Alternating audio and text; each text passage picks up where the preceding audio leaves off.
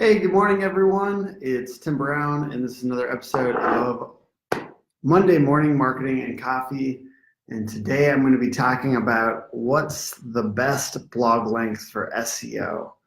So this is a much sought after topic as far as people Googling it, but we'll see if my Facebook crowd here is interested in the same.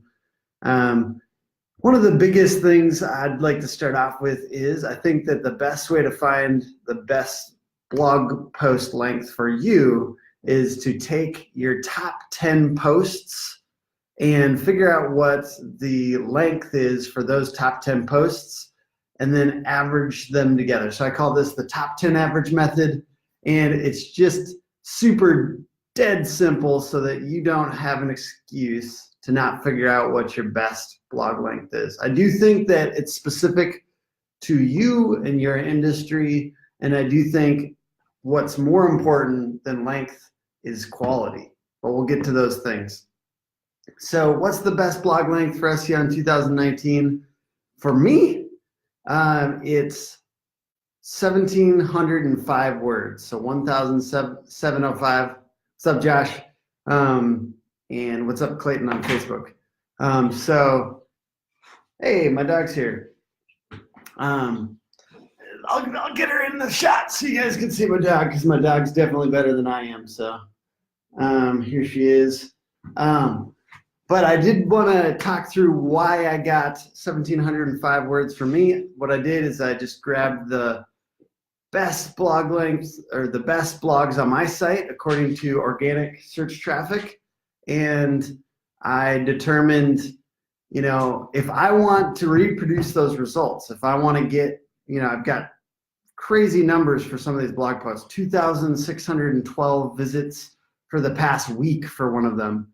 So how do I reproduce that results? Well, I do think length is one piece to get there.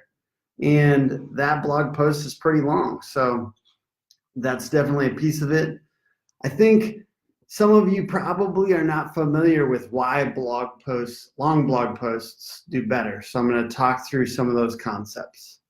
The first one is that Google just tends to respond to more in-depth content because, first of all, it's one of those things, it attracts more links because generally it's a little bit better researched.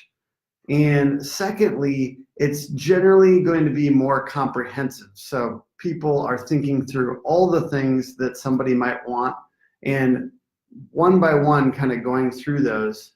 And that's huge for search engine optimization.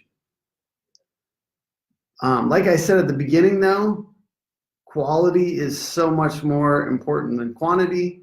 And so I want to talk with you a little bit about how to focus on quality rather than quantity. So there's, what does that even mean? I've been going to a lot of marketing conferences lately, and people talk about, yeah, we need to make this better content. Yeah, quality is super important. But what does that mean? What is quality content? And, on the face of it, some of you might get that right away, but here are some things that that it takes to create quality content. One of them is to try to introduce new concepts in each blog post you put out. So not just regurgitating the same content that other blog posts have, but actually try to introduce new concepts. Number two would be to add media that would enhance the experience on that blog post. So there's a lot of things you can do for that. Videos, memes, GIFs, diagrams, graphs, infographics, quizzes, calculators are just a few of them. And then lastly, really consider what the intent of people searching for the thing that you're writing for are looking for. So what is their intent? What do they really want?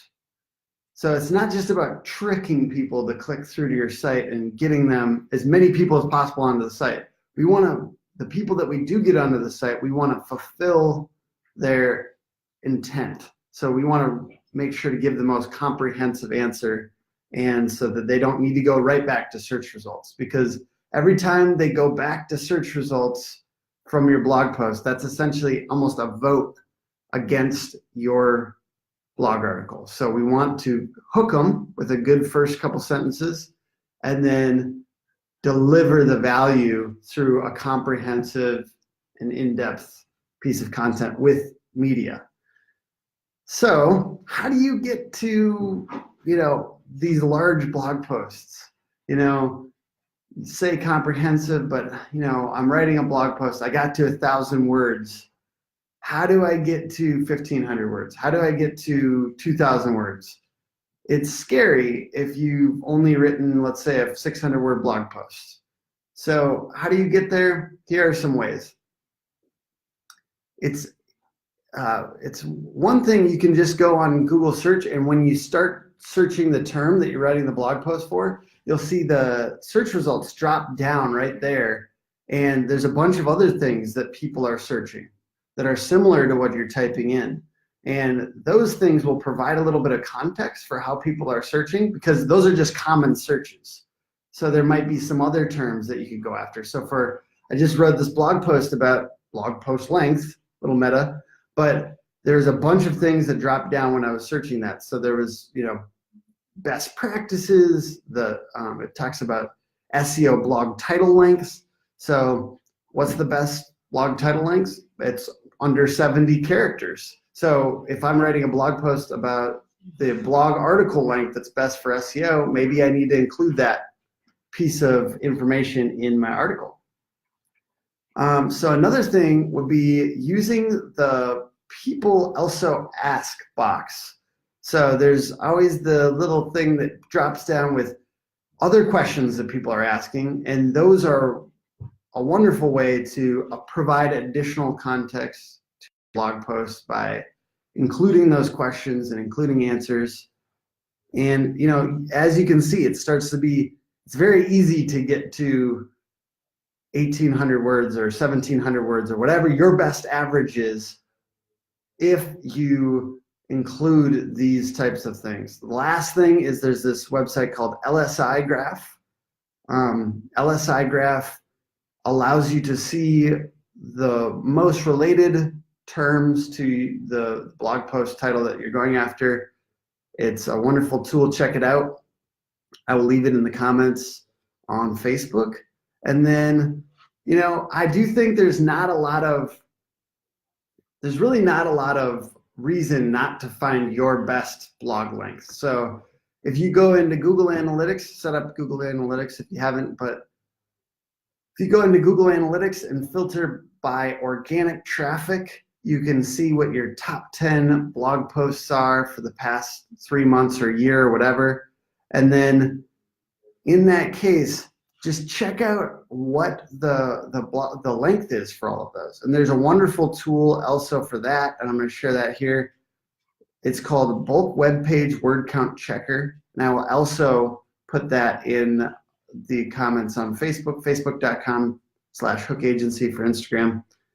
And the Bulk Web Page Word Count Checker, so you can put all your top URLs in there, figure out what the length is. I do suggest figuring out how many words are in your header, footer, and sidebar, and subtracting those from the lengths. So, in my case, it was 18,297 words in the top 10 blog posts.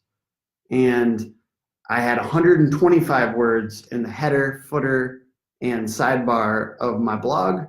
So 125 times 10, subtract that from 18,297, and we've got 17,047 words. Divide that by 10, 1,705 words. That was my best blog article based on my top 10 articles. Do that little, I'm going to share the calculation and all that in the comments as well. That blog post that goes through how to get your best blog length. And I do think that there's no excuse not to do it. It's basically less than 10 minutes to figure it out, and it will help your blogging for the next year.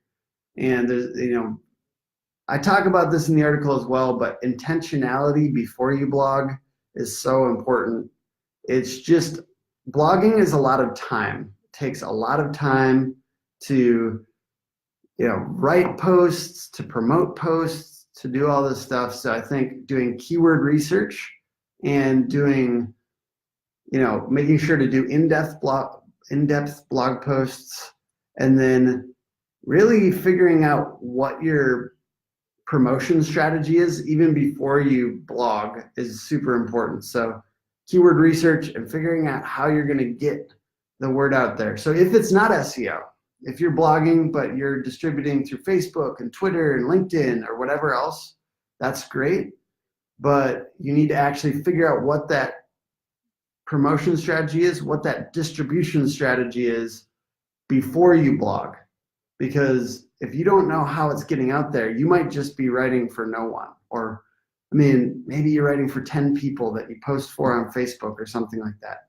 But my ideal is that at least 100 people read that blog post. And that's why I do keyword research and figure out what people are actually searching for before I blog. Because I want people to read this blog, and I want my time not to be wasted. So I hope you guys figure out your best blog length for 2019, and I hope that you guys have a great day. Do a little bit more of what you love this week, and I'll see you next Monday. Bye-bye.